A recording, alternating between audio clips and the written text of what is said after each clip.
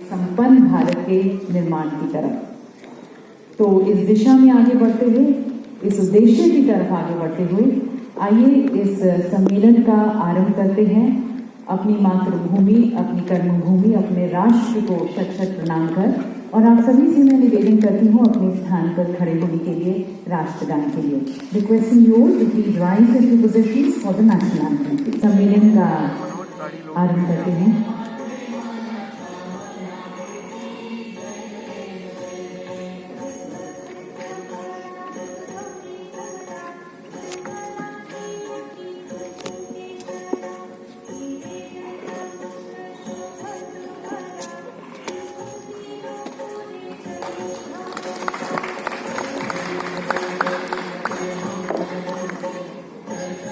न्याय और अधिकारिता केंद्रीय राज्य मंत्री, आप सभी की तालियों के।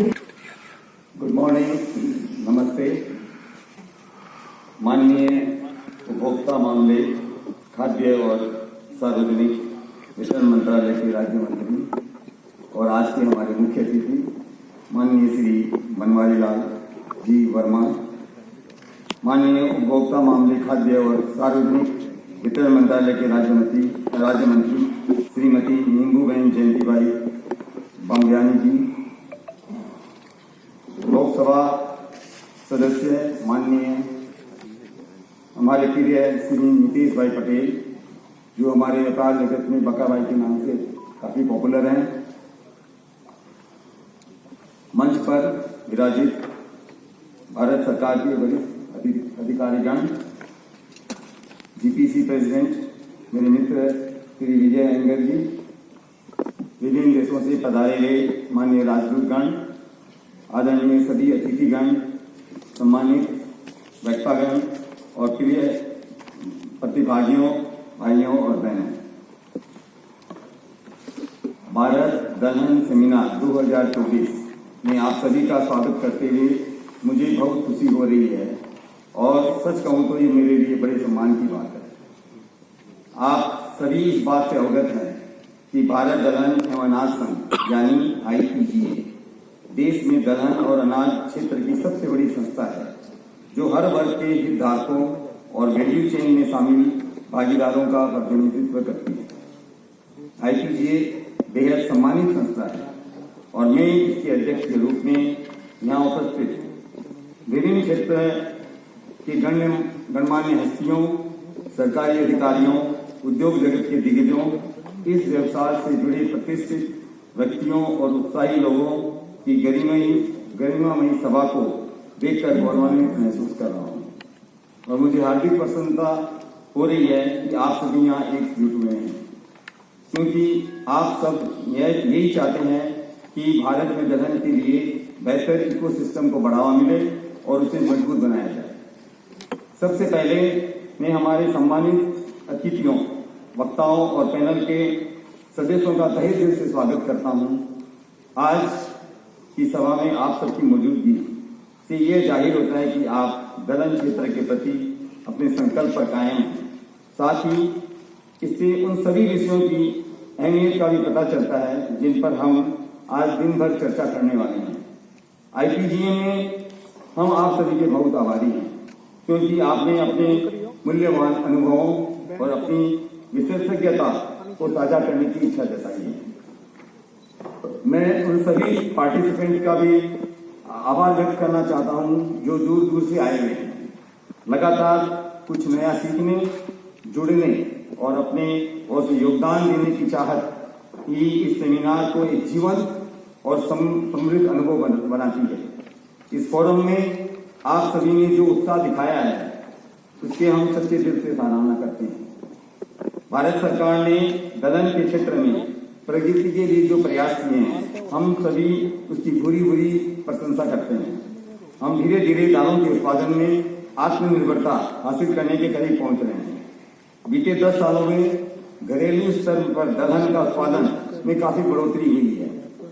कृषि मंत्रालय के तीसरे अग्रिम अनुमान के अनुसार दलहन का उत्पादन 2015-16 में 16.3 मिलियन टन की तुलना में साल 2023-24 में बढ़कर 24.5 मिलियन टन हो गया है।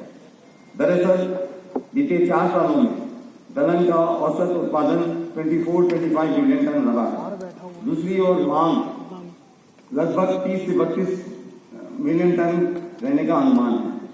मांग और आपूर्ति के बीच के अंतर का असर हमारे बाजार की कीमतों पर पड़ता है।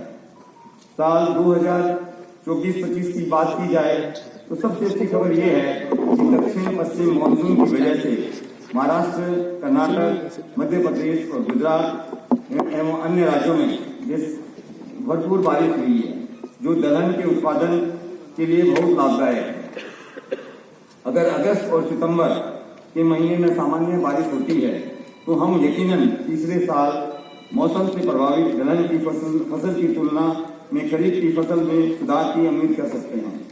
इस साल खरीफ सीजन की दालों की बुआई बहुत अच्छी हुई है, खासकर अगर हम देखें तो तुअर में। पिछले वित्त वर्ष के दौरान भारत ने स्वदेशी उत्पादन और घरेलू मांग के बीच के अंतर को पूरा करने के लिए 4.73 मिलियन टन इंपोर्ट किया था, दालों का इंपोर्ट किया था। मौजूदा वित्त वर्ष में हमारा ऐसा मानना है कि भारत करीब 4 मिलियन टन इंपोर्ट करेगा।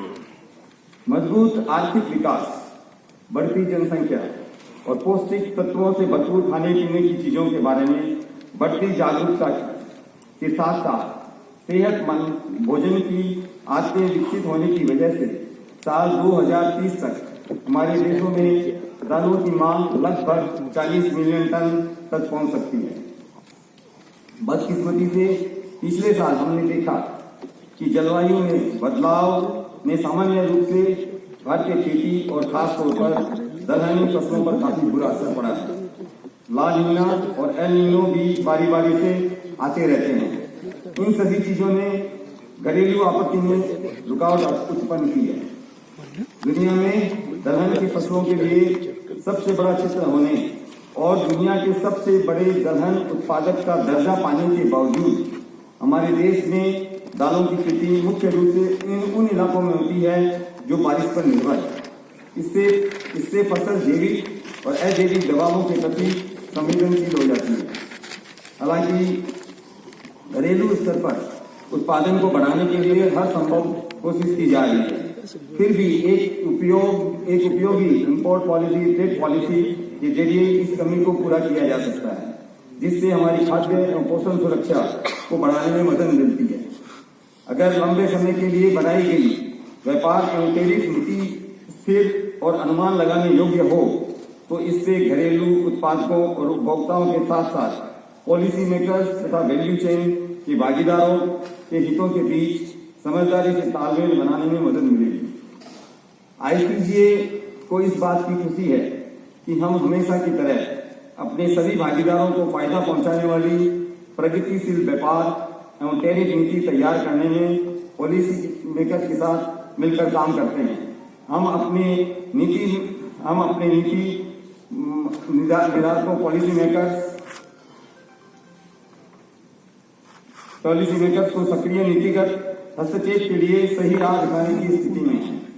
आप शायद जानते होंगे कि दलहन का निर्यात करने वाले कई देशों के साथ आईपीजीए का काफी गहरा नाता है।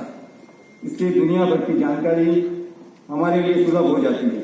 लंबे समय के लिए बनाई गई स्थिर व्यापार नीति से भारत को मूल देशों के साथ अपने व्यापारिक रिश्तों को बेहतर बनाने और मजबूत करने में मदद मिलेगी और इस तरह हम अपने स्वदेशी उत्पादन और मांग के बीच के अंतर को दूर करने में हमें इससे काफी मदद मिल सकती है। एक अहम बात और मैं कहना चाहता हूं कि हम अपनी पुरानी हो चुकी दाल मिलों को आधुनिक बनाकर घरेलू स्तर पर ज्यादा मूल्य प्राप्त कर सकते हैं। मिलों को आधुनिक बनाने से प्रोसेसिंग के दौरान होने वाले नुकसान को कम करने, इसमें मौजूद पोषक तत्वों की हिफाजत करने, खाद्य सुरक्षा और स्वच्छता मानकों को बेहतर बनाने और कुल मिलाकर होने वाले लाभ को आगे बढ़ाने में मदद मिलेगी। आज आईपीजीए को अपनी तरह की पहली दाल मिलर्स हैंडबुक प्रस्तुत करते हुए बेहद खुशी हो रही है। इसका थोड़ी देर में लॉन्च किया जाएगा। ये जो हैंडबुक है इसमें बेंचमार्क दाल मिलिंग प्रक्रियाओं के बारे में बताया गया है। मुझे पूरा यकीन है कि आईपीजीए की ये छोटी सी कोशिश दाल मिलर्स के लिए एक विस्तृत नियमावली की तरह काम करेगी और हमारे देश में सभी स्तरों की दाल मिलों को इसका भरपूर फायदा मिलेगा। हम सेमिनार के दौरान उपस्थित सभी महानुभावों को दाल मिलर हैंडबुक की एक प्रति सम्मान स्वरूप प्रदान करेंगे। प्रोटीन से भरपूर फसल होने के नाते दालों में जबरदस्त क्षमता है जिसका उपयोग वैल्यू एडिशन के लिए किया जा सकता है। दलहन से वैल्यू एडिशन के बाजार का भविष्य काफी उज्जवल दिखाई देता है। घरेलू वैल्यू एडिशन से फूड प्रोसेसिंग क्षेत्र को बढ़ावा मिलेगा एवं निवेश आकर्षित होगा। आय एवं रोजगार के अवसर पैदा होंगे, साथ ही पोषण सुरक्षा को बढ़ावा मिलेगा। भारतीय कृषि पूरी दुनिया में प्लांट बेस्ड प्रोटीन के बाजार के लिए इनपुट, कच्चा माल और अंतिम उत्पाद उपलब्ध कराने के लिए तैयार है। तो इस बात का ये भी अनुमान लगाया गया है, काफी सारे जो रिसर्च एजेंसीज हैं, फंड्स हैं, उनका ऐसा अनुमान है कि 2033 तक plant based food, plant based protein का जो मार्केट है 2033 तक लगभग $240 बिलियन का हो जाएगा। हमें प्लांट बेस्ड फूड प्रोडक्ट के निर्माण को आर्थिक रूप से व्यवहार्य बनाने के लिए रणनीतिक और सहयोगी नीतिगत पहल की जरूरत है। विकसित अर्थव्यवस्था वाले देशों में इस तरह के खाद्य पदार्थों की जबरदस्त मांग है और भारत इस क्षेत्र का प्रमुख निर्यातक बन सकता है। इससे पहले मैं अपने शब्दों को विराम दूं, मैं एक इम्पोर्टेंट अनाउंसमेंट करना चाहता हूं। हमारा जो फ्लैगशिप इवेंट है द पल्सेस कॉन्क्लेव, इसका हम 7वां एडिशन आयोजन करने जा रहे हैं 13 से 15 फरवरी 2025 में, और ये दिल्ली में आयोजन किया जाएगा और इसका आयोजन, इसके जो वेन्यू है वो भारत मंडपम होगा। ये हमारी एक ग्लोबल इवेंट है जो 3 दिन तक चलती है और इसमें देश विदेशों से बहुत सारे डेलीगेट्स और बहुत सारे उनके देशों, विभिन्न देशों के गवर्नमेंट ऑफिशियल्स और उनके मिनिस्टर इसमें भाग लेते रहे हैं। और ये एक उच्चतर स्तर की एक कॉन्फ्रेंस होती है जिसमें मैं आप सबको आमंत्रित करना चाहूंगा। आप लोग इसका पूरा लाभ ले लें। इसकी विस्तृत जानकारी हम समय समय पर आपको देते रहेंगे। अपनी बात खत्म करने के पहले मैं एक बार फिर इस सेमिनार को आयोजित करने और अमल में लाने में आईपीजे की प्रबंध समिति जो मैनेजिंग कमेटी है उनके सदस्यों का सहयोगपूर्ण प्रयासों के लिए मैं उनका आभार प्रकट करता हूं। एक बार फिर से आईपीजे भारत दलहन सेमिनार में मैं आपका स्वागत करता हूं। जय हिंद।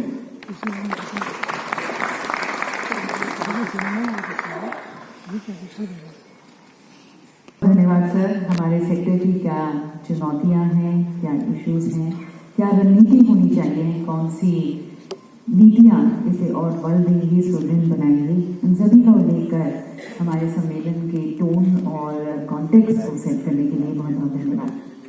और अब मंचासीन हमारे विशेष अतिथिगण के विचारों को और हमारे इंडस्ट्री के लिए दिशा निर्देश को आमंत्रित करते हैं। और इस कड़ी में सबसे पहले मैं आमंत्रित करती हूँ श्री विजय अयंगर जी को, प्रेसिडेंट ग्लोबल पल्स कॉन्फेडरेशन, जो कि एग्रोकॉप इंटरनेशनल के संस्थापक और अध्यक्ष भी हैं। और आप जानते होंगे कि एग्रोकॉप एक निजी स्वामित्व वाली कंपनी है जो प्रमुख खाद्य निर्माताओं को गेहूं, दालें, चावल, चीनी जैसे मुख्य खाद्य उत्पादों की बिक्री में विशेषज्ञता रखती है। श्री विजय अयंगर जी।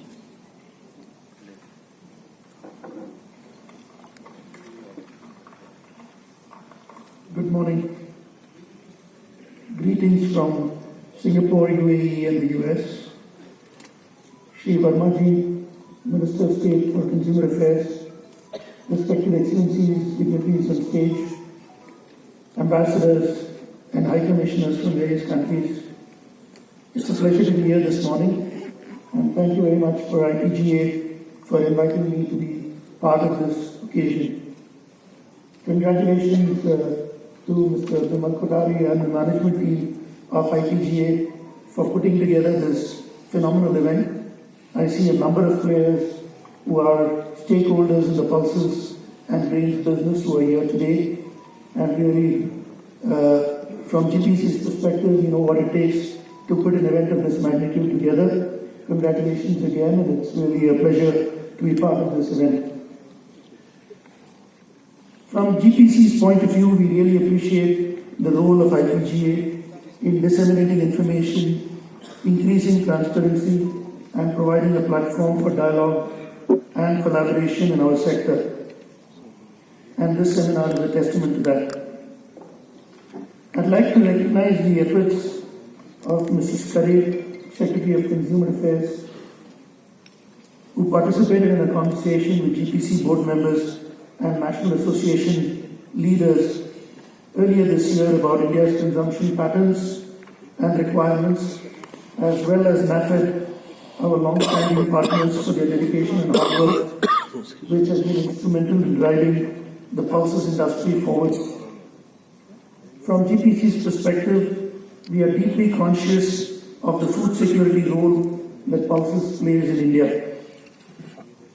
Since 1962, GPC has been the trade association for the global pulse industry, representing the entire value chain from farm to fork. Our mission as an organization is to increase pulses production and consumption worldwide and to enhance and facilitate the global pulse trade. Our membership base is representative of all segments of the pulse industry, from growers, researchers, logistics suppliers, traders, exporters, and importers to government bodies, multilateral organizations, processors, scanners, and consumers. GPC as an organization is headquartered in the US and in Dubai. It also works very closely with FAO, with WFP, and the UN on promoting pulse production and consumption, enhancing research and development, fostering collaboration and knowledge sharing, supporting sustainable agricultural practices, and addressing global food security challenges. From the establishment of 2016 as the International Year of Pulse to the initiation of the annual World Pulse Day, which is celebrated every year on February 10, and the establishment of trade tools such as GPC Pulse Contract Number 1 and the Colombo Accord, we are dedicated to increasing awareness of pulses as superheroes of sustainability, equity, nutrition, and diversity that are vital in the development of stable agri-food systems that provide for all. As the world's largest producer, consumer, and importer of pulses, India holds a unique position and significantly enhances and increases the global pulse trade and industry. We have been, as GPC, have also been participating we participated in COP28, we're going to be participating in COP29 and 30, because I think it's important for all of us to recognize the superfood that pulses is, particularly because pulses ticks the key boxes of nutrition, sustainability, and diversity, because it's basically produced by the small stakeholder farm. And it's important for each one of us in this audience to focus on the role that pulses plays in global sustainability. A lot of us have seen what kind of adverse climatic conditions that the world has faced. And a lot of this is also due to the dietary patterns. And there is the responsibility that each one of us has to change dietary patterns to give something like plant-based protein a fair share. And this is something which we have seen a lot of focus in Europe and the US, and we as GPC are committed to seeing more of this focus in Asia and in countries in Asia. India, of course, is one of the early players, because pulses forms a very important part and an important role in the Indian diet. One of the things that I'd also like to highlight is we have two conventions that GPC is organizing. One is in Macau in early September, where we have a good participation from around the world, and this is something which I think a lot of members in this seminar would benefit from participation.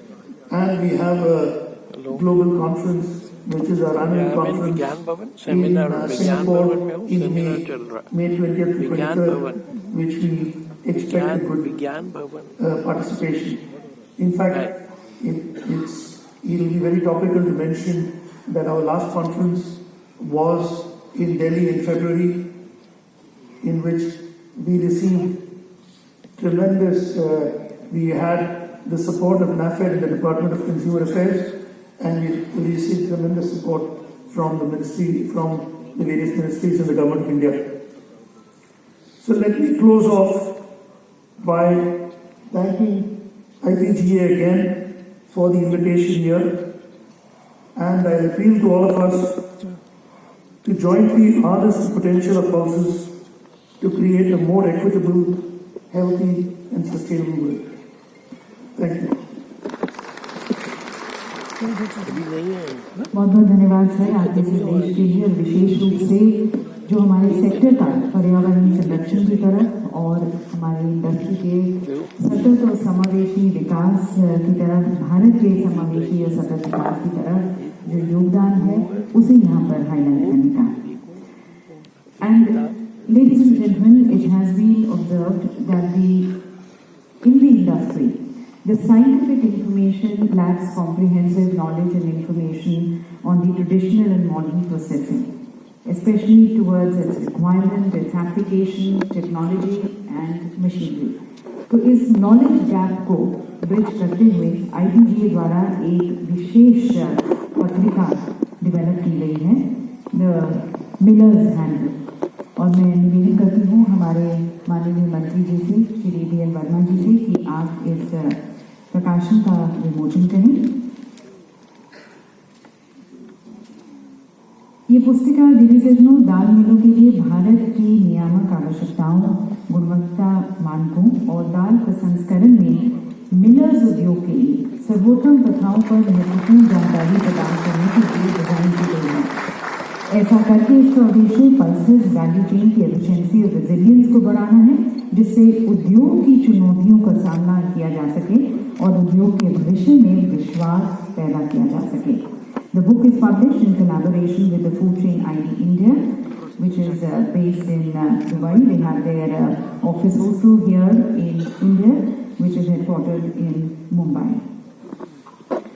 और अब मैं आप सभी की तरफ से हमारे आज के मुख्य अतिथि हमारे आदरणीय श्री BL वर्मा जी से करबद्ध होकर निवेदन करती हूँ कि आप हमारा मार्गदर्शन करें और अपने विचारों से हमें लाभान्वित करें। Ladies and gentlemen, inviting and requesting the Honorable Minister sir for the inaugural address.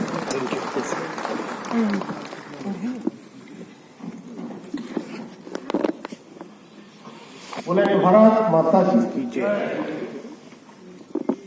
आज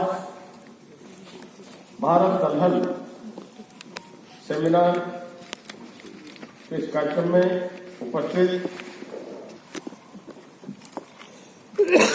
हमारे लोकप्रिय सांसद, जिनका इस कार्यक्रम में विशेष योगदान भी है, दलहन के क्षेत्र में बहुत बड़ा योगदान दे रहे हैं, और हमारे आनंद गुजरात से लोकप्रिय सांसद हैं, और साथ ही साथ हमारा मंत्रालय उपभोक्ता मामले, खाद्य एवं सार्वजनिक वितरण की स्थायी समिति के मेंबर भी हैं। ऐसे श्रीमान नितेश पटेल जी, हमारे कृषि लागत और मूल्य आयोग भारत सरकार के अध्यक्ष श्रीमान विजय पाल शर्मा जी, पूर्व अध्यक्ष कृषि लागत और मूल्य आयोग भारत सरकार श्रीमान अशोक गुलाटी जी, हमारे प्रेसिडेंट ग्लोबल पल्स फेडरेशन के श्रीमान विजय अयंगर जी, और आज जो कार्यक्रम हो रहा है मुख्य रूप से इंडिया पल्स ग्रेन एसोसिएशन के प्रेसिडेंट श्रीमान विमल कोठारी जी, और यहाँ पर विदेशी मिशनों के सम्मानित प्रमुख जन, उद्योग जगत के नेतागण, किसान उत्पादक कंपनी और किसान उत्पादक संगठन के प्रतिनिधि, सेक्टर शैक्षणिक और अनुसंधान केंद्र संस्थान केंद्रीय प्रतिनिधि और अंतर्राष्ट्रीय संगठनों के अतिथि, सम्मानित हमारे दूतावास से भी आए हुए हमारे अतिथि, अन्य गणमान्य व्यक्ति और मीडिया के साथियों, सबसे पहले मैं इस कार्यक्रम में आप सबका हृदय से स्वागत और अभिनंदन करता हूं। मैं आभारी हूं भाई नीतीश पटेल जी का, जिन्होंने इस कार्यक्रम में मुझे आमंत्रित कर बुलाने का काम किया। और मेरा सौभाग्य है कि आज इस खाद्य एवं सार्वजनिक वितरण के साथ साथ कंज्यूमर अफेयर, जिसका विशेष योगदान आपके क्षेत्र में रहता है, इसमें राज्य मंत्री हो और इससे पहले इस भारत सरकार के वो सशक्त मंत्री जो माने जाते हैं आदरणीय अमित शाह जी, उनके साथ सहकारिता मंत्रालय में भी राज्य मंत्री के रूप में मैंने काम किया। तब कई बार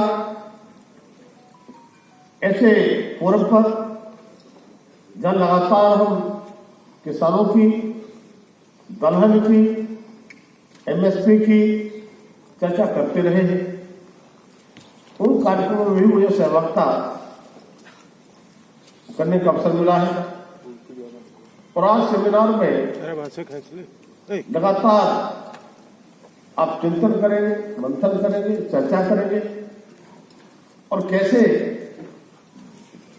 हम भारत को दलहन में आत्मनिर्भर जितना शीघ्र हो सके उतना करने की दिशा में, क्योंकि यहाँ सभी लोग ट्रेडर्स भी हैं, यहाँ पर शोध करने वाले लोग, रिसर्च करने वाले लोग भी हैं, हमारे एफपीओ के साथी भी हैं, तो किसानों का एक तरह से प्रतिनिधित्व करते हैं, व्यापारिक क्षेत्र में दलहन के मिलर भी हैं। तो मिलकर के हम किस दिशा में जाना चाहते हैं और आदरणीय प्रधानमंत्री मोदी जी का विजन आत्मनिर्भर भारत और खासतौर से दलहन में आत्मनिर्भर बनाने का अगर किसी पर जिम्मा है तो हम सब पर जिम्मा है और आज यहाँ से भी निष्कर्ष निकाल के लेकर जाएंगे। हमारे साथियों, जहां तक मेरे पास आंकड़े हैं, 5 वर्षों के आंकड़ों पर नजर अगर डालते हैं तो दालों का औसत उत्पादन लगभग 211 से 227 लाख टन रहा है। इसी अवधि में दालों की औसत वार्षिक फसल 227 से 247 लाख टन रही है। इसका मतलब अभी भी मांग की आपूर्ति में अंतर है। सम्मानित बहनों भाइयों, औसत दालों के साथ साथ हमें एक बार देखना पड़ेगा कि इन दालों की खपत कितनी और उनकी पैदावार क्या है। जहां पर एक तरफ हम अरहर की बात करते हैं, जिसे हम तूर कहते हैं, होटल में जाते हैं तो येलो दाल कहते हैं, इसकी मांग तो ज्यादा है, खपत तो ज्यादा है, कहीं ना कहीं पैदावार घटी। उस पैदावार को बढ़ाने के लिए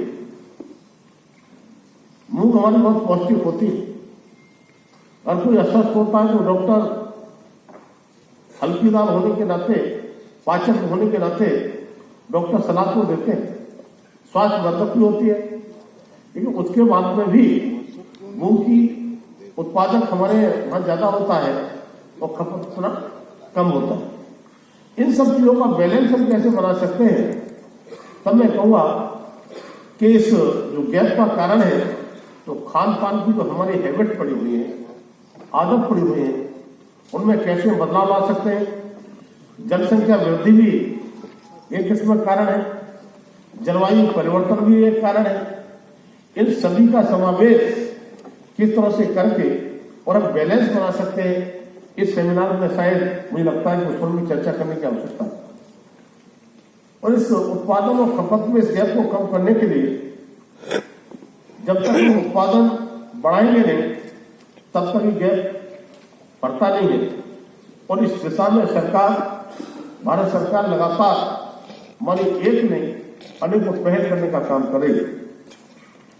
जैसे राष्ट्रीय खाद्य सुरक्षा मिशन दाल कार्यक्रम के तहत दालों के प्रजनन बीज उत्पादन की शुरुआत, दालों के प्रमाणित बीजों के स्वदेशी उत्पादन को बढ़ाने के लिए 150 बीजों के हब बनाए जा रहे हैं। किसानों के लिए दालों के लिए छोटे किट्स में हम बीज देने का काम करते हैं और वे केवल बीज देते ही नहीं है, उनको बीज निःशुल्क उपलब्ध कराने का काम करते हैं। कैसे किसान प्रेरित हो, कैसे हम किसानों को इस दिशा में लाने का काम करें। दूसरी ओर हमारी सरकार द्वारा अन्नदाताओं को फसल के उचित मूल्य की गारंटी भी दी जाती है। जब इसी विज्ञान भवन में इस मंच पर हमने एमएसपी की गारंटी देने के लिए एक पोर्टल लॉन्च किया था और उसमें हमारे गृह और सहकारिता मंत्री आदरणीय अमित शाह जी के द्वारा वो पोर्टल का लॉन्च हुआ था। मैं भी उस कार्यक्रम में रहा था। हमने किसानों को भरोसा दिलाया, हमने किसानों से विश्वास दिलाया कि आप दालों को करिए, इसकी एमएसपी की गारंटी हमारी। हम एमएसपी की जो गारंटी है वो खरीदेंगे, अगर उससे भी लगता है कि ज्यादा मूल्य आपको मिलता है बाजार में ले जाने के लिए आप स्वतंत्र हैं, बाजार में बेच सकते हैं। लेकिन किसानों को भरोसा देना कि आप अगर दलहन दाल बनाते हैं, उत्पादन करते हैं, तो उसकी गारंटी हमारी खरीद की रहेगी और ज्यादा मूल्य अगर मिलते हैं तो एमएसपी से ज्यादा मिल रहा है तो बाजार में आप ले जा सकते हैं। इस पोर्टल पर अभी तक लगभग 5.5 लाख से ज्यादा किसानों ने रजिस्ट्रेशन कराने का काम किया और अभी तक लगभग 3 लाख टन दाल की खरीद एमएसपी पर करने का काम भी हुआ है।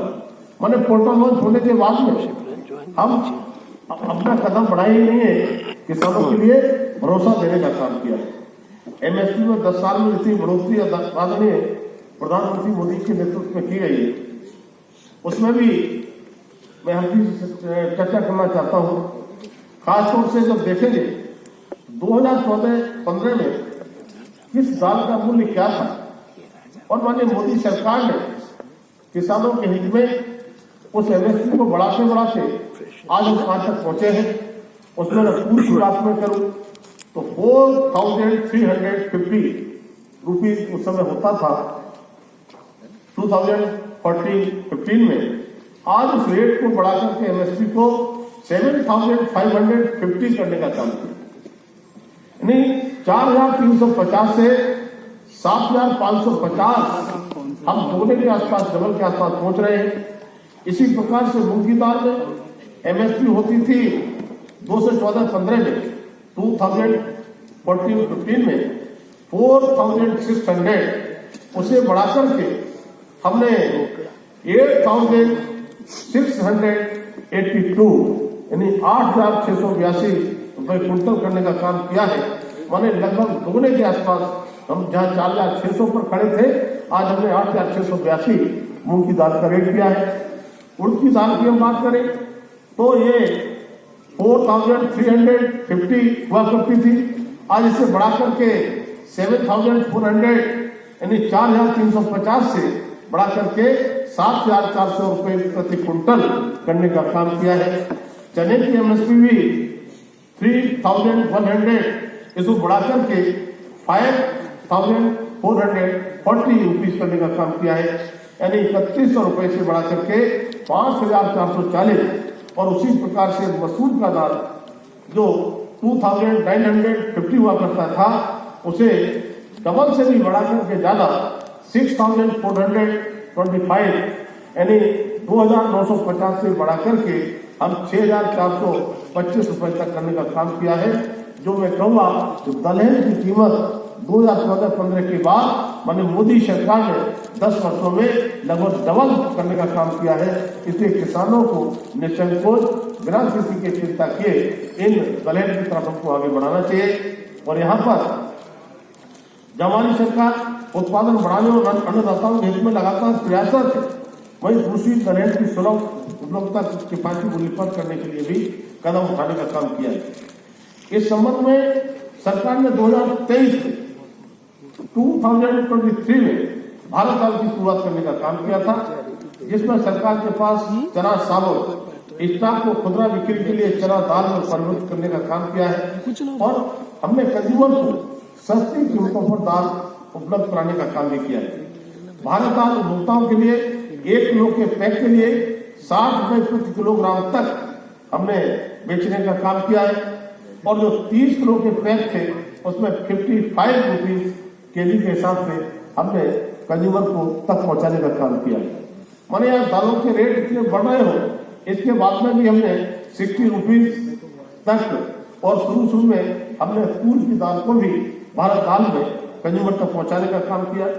वर्तमान समय तक लगभग 12 लाख टन 12 लाख टन भारत चना दाल को हमने कंज्यूमर तक पहुंचाने का काम किया है।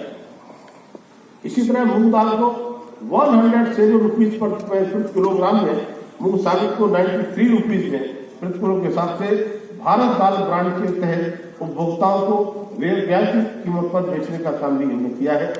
वर्तमान समय तक लगभग 3000 टन भारत मूंग दाल को उपभोक्ताओं तक पहुंचाने का काम किया है। साथ ही सरकार द्वारा समय समय पर दालों की घरेलू आवश्यकताओं बढ़ाने हेतु आयात नीति में बदलाव करने का काम भी हुआ है, ताकि दालों की बढ़ती कीमतों पर रोक लगाने का काम हो।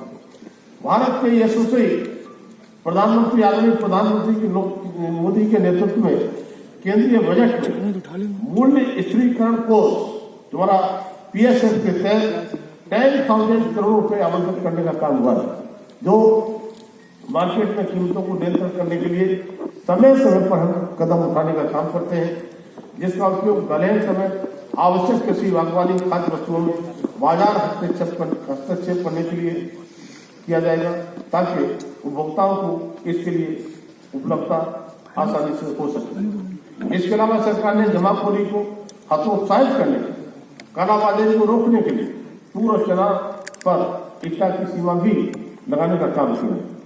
सामान्य साथियों, क्योंकि मैं स्वयं किसान हूं और केवल किसान का बेटा ही नहीं हूं, मैंने खेती किसानी का काम अपने हाथों से किया है।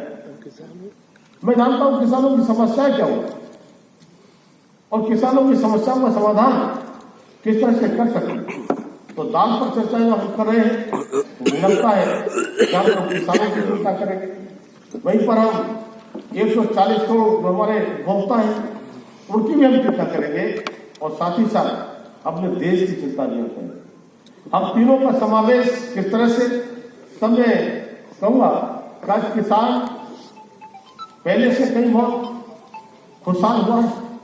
किसानों के लिए जिस तरह से माननीय प्रधानमंत्री जी ने लगातार बहुत सारे कार्यक्रम चलाए हैं, बहुत सारी पहल की हुई है, उसी में मैं कहूं जब हमारी केंद्र की सरकार मोदी सरकार से पहले यूपीए की सरकार होती थी, मनमोहन सिंह की सरकार होती थी, उस समय किसानों के लिए बजट, कृषि बजट होता था 21,900 करोड़, 21,900 करोड़। लेकिन आदरणीय प्रधानमंत्री मोदी ने प्रधानमंत्री 2014 के बनने के बाद पहला बजट पेश किया, वो 21,900 करोड़ से बढ़ा करके 25,000 करोड़, 25,000 करोड़। लेकिन आज उस किसानों के बजट को बढ़ाते बढ़ाते किसानों के चेहरे पर कैसे खुशहाली आए, किसानों की उपज कैसे बढ़े, उसकी उपज का मूल्य कैसे ठीक मिले और तरह तरह की समस्याओं का समाधान करने के लिए उस कृषि बजट को बढ़ाते बढ़ाते हमारी मोदी सरकार की 30वें कार्यकाल में अभी जो कृषि बजट आया है वो 1,52,000 करोड़, नहीं 25,000 करोड़ से 1,52 करोड़, 1,52,000 करोड़, माने इतने गुना माने प्रधानमंत्री जी ने बजट किसानों के लिए बढ़ाने का काम किया। किसानों को सशक्त बनाने के लिए प्रधानमंत्री किसान सम्मान निधि के तहत जिस तरह से 2000 वर्ष में 3 बार 2,000 इंस्टॉलमेंट जो मिलती है, तब मैं कहूंगा कि आज लगभग 11 करोड़ किसानों के लिए, लगभग 11 करोड़ किसानों के लिए 3,24,000 करोड़, 3,24,000 करोड़ तो सीधे सीधे प्रधानमंत्री किसान सम्मान निधि का मैंने प्रधानमंत्री ने किया है, और वो भी डीबीटी के माध्यम किस टाइम का? और जितना पैसा भेजा जाता है, एक बटन माने प्रधानमंत्री दबाते हैं और सभी किसानों के खाते में पूरा पैसा पहुंचने का काम होता है। तब मैं सामान्य साथियों को कहना चाहता हूँ, आज हमें कृषि विज्ञान केंद्र होते हैं, हमारे किसानों की विभिन्न स्तरों पर गोष्ठियां होती हैं, उसमें कैसे हम किसानों को प्रेरित करें। जब तक हम कहेंगे किसान के लिए कि आप इसको करो, वो नहीं करें। जब तक किसान को ये एहसास नहीं कराएंगे कि आपके लिए दलहन करने में आपके लिए बड़ा फायदा है। तो मैं सामान्य साथियों को कहना चाहता हूँ, आज जिस तरह से मैं एक फसल की बात करूं जिसको धान कहते हैं, राइस कहते हैं, आज बड़ी मात्रा में होता है। मैं कहूं कि धान इतना होता है कि हमको यहां से एक्सपोर्ट करना पड़ता है। और हम सब जानते हैं धान में कितना पानी लगता है, कितना उसमें मेहनत होती है, कितना उसमें उर्वरक लगते हैं, और उसके बाद में किसान के लिए उतना लाभ नहीं मिलता जितना कि अन्य फसल से मिल सकता है। और हम ये भी जानते हैं आने वाले समय में पानी का संकट होना है, तो पानी ज्यादा हमारा खर्च होता है, किसान की जमीन भी खराब होती है, और अपनी जमीन खराब करके पानी खर्च करके हम विदेशों के लिए चावल भिजवाने का काम करें, मुझे लगता है ये ठीक नहीं। हमारे देश को आत्मनिर्भर बनाने के लिए आवश्यकता किन चीजों की, तब मैं कह सकता हूं उससे ज्यादा दलहन की तरफ हम आएंगे। दलहन में पानी उतना नहीं लगता है, उतनी लागत भी नहीं लगती है, उतनी मेहनत भी नहीं होती है, लेकिन अब रेट भी किसानों के लिए पर्याप्त ठीक मिल रहे हैं, तो किसानों को उस तरफ जाना चाहिए। किसानों को एक तरफ उनको गारंटी देनी पड़ेगी अपने अपने माध्यम से, उनके लिए एमएसपी पे गारंटी माने मोदी सरकार दे रही है। तब मैं सामान्य साथियों, आज सेमिनार पर हम विस्तार से चर्चा भी करेंगे, आगे के रास्ते भी निकालेंगे। हम जिस स्तर पर हैं उसमें कैसे हम सहयोग कर सकते हैं, और हमने कहा है उसमें किसान, उस 140 करोड़ हमारी देश की जनता और साथ में हमारा देश, तीनों को सामने रख करके वही हम लक्ष्य तय करके हम काम करेंगे। मुझे लगता है कि दलहन जो आत्मनिर्भर बनाने की बात हम कर रहे हैं, हम निश्चित रूप से सफल होंगे। मैं अपने मंचासीन अतिथियों से भी कहना चाहता हूं कि मेरा मंत्रालय तो आपको सहयोग करेगा ही, साथ में जो भी मैंने बताया कि मैं खुद भी किसान हूं, अब मिलकर के इस प्रकार की स्ट्रेटजी बनाएंगे, आपस में कैसे हम और अच्छा कर सकते हैं। मेरे मंत्रालय से भी जो सही दिशा में सहयोग की आवश्यकता होगी, मैं और मेरा मंत्रालय भी आपके साथ में पूरी तरह से खड़ा रहेगा।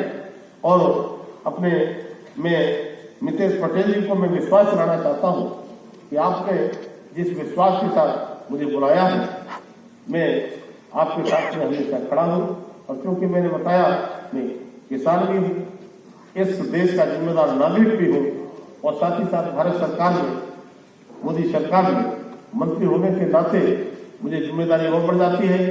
तो जिस स्तर पर आपको लगे मेरी आवश्यकता है, मैं आपके साथ में हूं, और अब मिलकर के हम सकारात्मक सुझाव अपने देंगे और क्या क्या किस स्तर पर कर सकते हैं। आप पूरी सेमिनार करने के बाद में कुछ जो आप निचोड़ निकालेंगे, उसमें से मैं भी आपसे शेयर करूंगा, और शेयर करने के बाद में क्या मिलकर के आगे क्या हम कर सकते हैं, और किस स्तर पर आने वाले समय में कौन कौन सी सेमिनार, कोई बैठकें, कुछ भी आयोजित करना पड़ेगा उन्हें करेंगे। और हम देश के किसानों को भी खुशहाल बनाएंगे, हम देश को आत्मनिर्भर दालमी बनाएंगे, और हमें किसानों को यह भी हमको कराना है कि दलहन एक वो फसल है, दलहन करने से हमारी जमीन अच्छी होती है, जो कृषि योग्य जमीन है वो अच्छी होती है, और धान से हमारी जमीन खराब होती है। जब किसान को पता चलेगा मेरी वो जमीन काई से किस चीज से उपजाऊ हो सकती है, और हम सबको ये भी ध्यान में रखना चाहिए, दुनिया की पॉपुलेशन हमारी इंडिया की 18%, भारत की पॉपुलेशन दुनिया की 18%, लेकिन एग्रीकल्चर लैंड हमारी केवल 11%। 11% एग्रीकल्चर से हमारा देश का किसान अपने मेहनत से, अपने परिश्रम से, अपने पसीने से 18% के जरूरतों को पूरा करता है।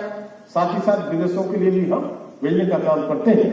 तब हमें अपने देश पर, अपने किसानों पर गर्व होना चाहिए कि हमारा किसान 11% एग्रीकल्चर भूमि से भी हम 18% की पूर्तियों के साथ साथ हम देश के साथ साथ दुनिया के लिए भी हम कहीं ना कहीं उपयोगी हैं और हम मिलकर के अपने देश के किसानों के लिए, देश के लिए, दलहन के लिए और मोदी सरकार के नेतृत्व में जो विजन बनाया हुआ है पूरा करने के लिए पूरी तरह से काम करेंगे, मिलकर के काम करेंगे। बहुत बहुत धन्यवाद। जय हिंद, जय भारत।